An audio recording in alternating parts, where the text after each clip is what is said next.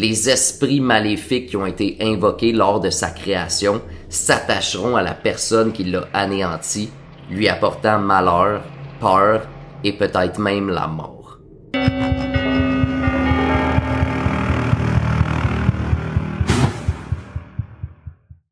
On s'entend pour dire que dans la vie, il y a beaucoup de gens qui ont des phobies, que ce soit la peur de l'eau, la peur des hauteurs, la claustrophobie, mais il y en a une qui s'appelle la pédiophobie et qui est la peur irrationnelle des poupées.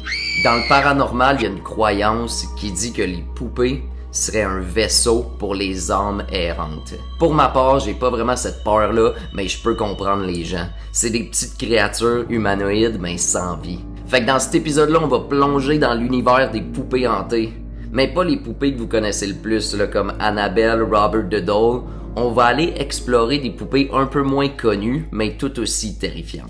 Mais juste avant de commencer, si t'es fan d'horreur, de paranormal et d'histoires vraies, ben je te conseille de t'abonner. On est entre deux tombes. On raconte des histoires paranormales, mais aussi on fait des enquêtes paranormales dans des lieux supposément les plus hantés des environs pour essayer de voir si les fantômes existent ou pas. Fait que sans plus attendre, voici nos poupées d'aujourd'hui.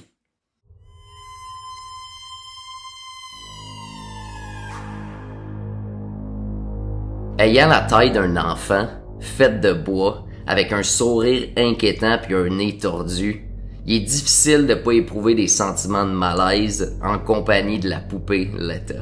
Cette histoire-là commence en 1972 quand un jeune homme nommé Kerry Walton, âgé de 23 ans, se rend dans sa ville natale de Wagga Wagga, en Australie, pour assister à l'enterrement de sa grand-mère. Peu de temps après être arrivé là-bas, il passe devant une vieille maison qu'il connaissait à cause de son enfance puis qui avait des rumeurs d'être hantée, soi-disant par l'esprit d'un vieil homme qui habitait les lieux auparavant et qui était décédé, puis ça disait que son esprit hantait les lieux. Kerry a décidé qu'il était temps qu'il vainque ses peurs puis de visiter la maison.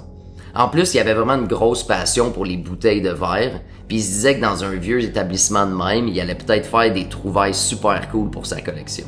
Il a commencé à scruter les environs quand soudainement, enterré profondément, il a vu quelque chose qui ressemblait à un enfant. Quand il s'est approché, il a vu que c'était une vieille poupée de bois.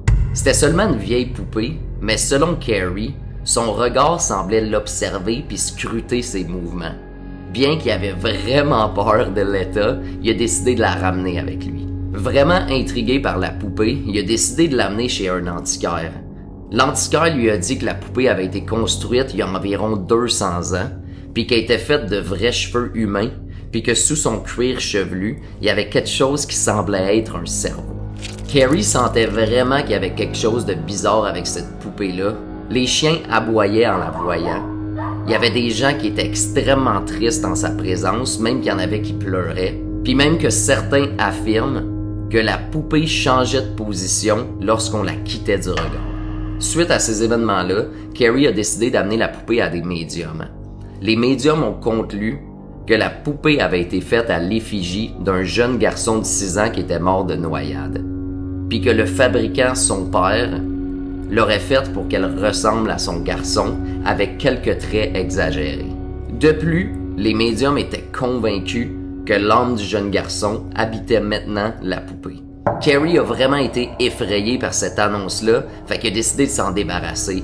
Il l'a mis en vente, puis il y a eu un acheteur. Mais lors du jour de la transaction, pour une raison qu'il ignore, Kerry s'est senti attaché à la poupée, comme s'il devrait pas la vendre. C'est là que des événements vraiment bizarres ont commencé à se produire chez Kerry. On raconte que des éraflures ont commencé à apparaître sur le sol de sa maison, comme des traces de petites bottes. Des petites bottes exactement comme dans les pieds de la poupée Letta. Les enfants de Kerry ont commencé à se réveiller fréquemment en criant à cause de cauchemars. Puis on disait même que la nuit, on pouvait entendre la poupée parler et se déplacer dans la maison. Aujourd'hui, Kerry possède toujours la poupée Letta parce que selon lui, il est impossible pour lui de s'en débarrasser. Puis il a fait plusieurs apparitions télé pour parler de son histoire. Kerry, are you genuinely afraid of this doll, or is it, you just... When I first found him, yes, I was really afraid of the doll. But over the years, I guess he's just become a part of the family. So I've just learned to Does live he go? with He him. goes everywhere with you, I understand. Yeah, everywhere.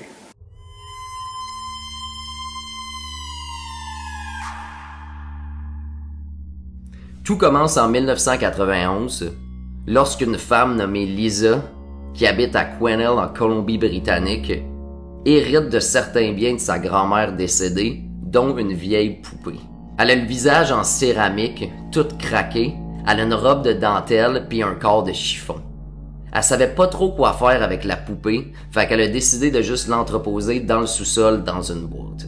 Très rapidement, des événements étranges ont commencé à se produire.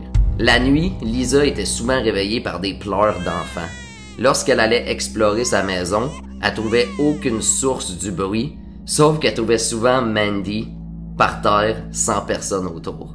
Elle trouvait également des portes et des fenêtres ouvertes, mais elle se rappelait à 100% les avoir fermées avant la nuit. Après plusieurs incidents du genre, elle était vraiment inquiète, fait que pour une raison qu'on ignore, elle a décidé de donner la poupée au musée de Quesnel. Les événements étranges se sont jamais reproduits chez elle après qu'elle l'ait donnée. Par contre, la conservatrice du musée de Quesnel, Elizabeth Hunter, affirme que des phénomènes paranormaux ont commencé à se produire depuis l'arrivée de Mandy dans son établissement. Des employés puis des visiteurs disent ressentir un énorme malaise en la présence de Mandy sans aucune raison évidente. D'autres affirment avoir entendu des pas dans la pièce, même s'ils étaient seuls dans l'établissement. Par la suite, Mandy a été déplacée dans une armoire vitrée, mais certains affirment déjà avoir entendu des cognements provenant de la vitre, puis quand ils sont retournés, ils ont vu le bras de la poupée à côté sur la fenêtre. Pour Elizabeth Hunter, Mandy a rien de maléfique, mais selon elle, elle abrite l'âme d'une jeune fille décédée qui se fait entendre quand elle n'a pas l'attention voulue. 1991, Lisa, the donor of the doll, brought her in, and she says that she would hear a baby cry down the basement. Go down the basement, the window was open, and the curtains would be flowing back and forth, and there was no baby down there. Who was there?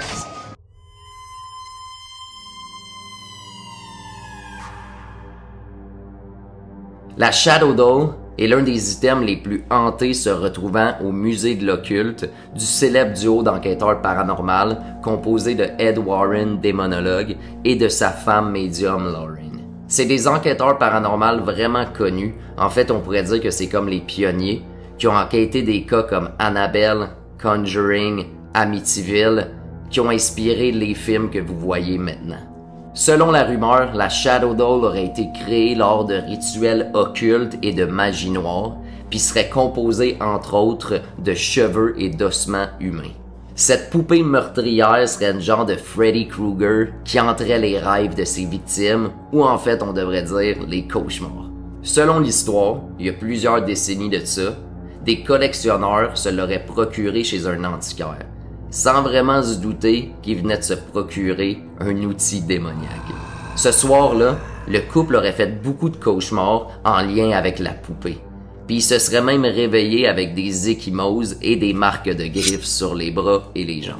C'est là qu'ils ont décidé de contacter les Warren, qui ont immédiatement pris possession de la poupée maudite. Selon la légende, la magie de la poupée est si puissante que si elle est détruite, les esprits maléfiques qui ont été invoqués lors de sa création s'attacheront à la personne qui l'a anéanti, lui apportant malheur, peur et peut-être même la mort.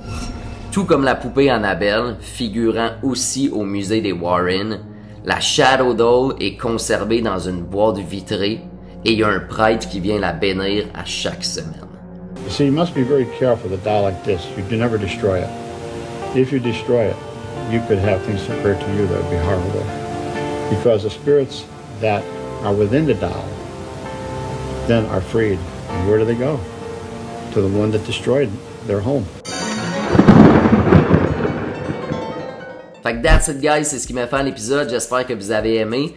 Si vous avez des peurs, des phobies que vous aimeriez que j'explore dans un contexte paranormal, let me know dans les commentaires. Puis pour vrai, comme on dit tout le temps, abonne-toi, like, share, comment. Puis merci beaucoup, on se revoit dans un prochain épisode.